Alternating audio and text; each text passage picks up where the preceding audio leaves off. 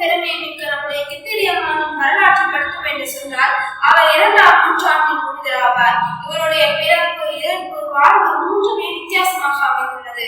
இவரின் பிறப்பை பார்த்தோம் என்று சொன்னால் இவர் ரோமாபுரி மன்னரின் மகளாக பிறந்தவர்.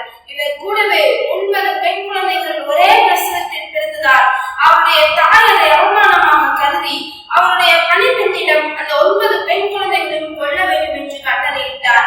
ஆனால் அப்பணிப்பெண் அவர்களை கொல்ல மனமில்லாமல் ஒரு கிறிஸ்துவ துறவியிடம் ஒப்படைத்தார். அந்த கிறிஸ்துவ துறவி 9 பெண் குழந்தைகளுக்கும் திருமணம் அளித்து இதை இயேசுவின் அன்பு பிள்ளையாக 9 பேரையுமே வளர்த்தெடுத்தார். அதில் கித்திரியம்மாளே மூத்தவராவாள். இவர்கள் அனைவருமே இயேசுவுக்காகவே பாடுபட்டு கிறிஸ்துவத்தை பரப்புவதற்காக தன்னுடைய வாழ்க்கையை அர்ப்பணித்தனர். ஆனால் ரோமாபுரியில் கிறிஸ்துவத்தை பரப்பியவர்கள் அனைவரையும் சிறையில் அடைத்தனர். எனவே கித்திரியம்மாளோடு சேர்ந்து 9 பெண் குழந்தைகளும் சிறையில் அடைக்கப்பட்டனர். ஆனால் அவருடைய தந்தை ரோமாபுரியின் அரசருக்கு இந்த உண்மை தெரிய வந்தது. இந்த 9 பெண் குழந்தைகளுமே தன்னுடைய பிள்ளைகள் என்பதை அறிந்த ரோமாபுரி அரசர் இவர்கள் 9 பெண் குழந்தைகளையும் சமாதானப்படுத்தும் விதமாக இவர்களுக்கு ஆளுக்கு ஒரு தளபதிகளை இவர்களுக்கு கல்யாணம் செய்து வைப்பதாக கட்டளையிட்டார். ஆனால் அதை மறுத்த கித்திரியம்மாள் கிறிஸ்துவை பரப்புவதே என்னுடைய பணி என்று உரைத்தார். எனவே இவர்களை மீண்டுமாக சிறையில் அடைத்தார்கள். சிறையில் இருந்த போது கூட கித்திரியம்மாள் அங்குள்ள கைதிகளுக்கு இயேசுவை பற்றி அறிவித்து அவர்கள் அனைவரையுமே மனமாற்றினார். ஒருமுறை வானதூதர் அவருக்கு சிறையில் இருக்கும்போது தோன்றி இதே மாதிரி ஒரு மலைக்கு சென்று கிறிஸ்துவத்தை பரப்புவதற்காக வழிகாட்டினார். எனவே இவர்கள் அனைவரும் சிறையில் இருந்து விடுபட்டு அந்த மலைக்கு போய் கிறிஸ்துவத்தை பரப்புவதற்காக வழிபட்டனர்.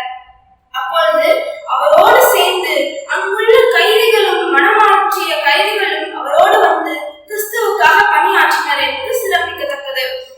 இப்படி பணியாற்றி கொண்டிருக்கும் போது ஒருமுறை கித்திரியம்மாள் ஒரு மலைக்கு சென்று ஜெபித்துக் கொண்டிருந்தார். அப்படி ஜெபித்துக் கொண்டிருக்கும் போது அவருடைய தலை துண்டிக்கப்பட்டு கடலில் வீசப்பட்டது. ஆனாலும் அந்த கடலில் இருந்து தன்னுடைய தலையை கையில் ஏந்தி வெளியில் வந்து அன்னையாரின் ஆலயத்திற்கு சென்றதாக அவருடைய வரலாறு கூறுகின்றது. அதை அந்த வீரர்களும் கண்டனர் என்று கூறுகின்றனர். கூத்தாங்குழல் என்ற ஊரில் இவருக்கென ஒரு ஆலயம் கட்டி புனித கித்திரியம்மாள் ஆலயம் என்று இவருடைய பெயரை வைத்து அங்கு வெறும் விமர்சையாக திருவிழா கொண்டாடுகின்றனர். இவருடைய நாம விழாவானது மே 22ஆம் ஆண்டு கொண்டாடப்படுகிறது. இவருக்கு புனிதப்பட்ட மலைய நாள் 1716ஆம் ஆண்டு.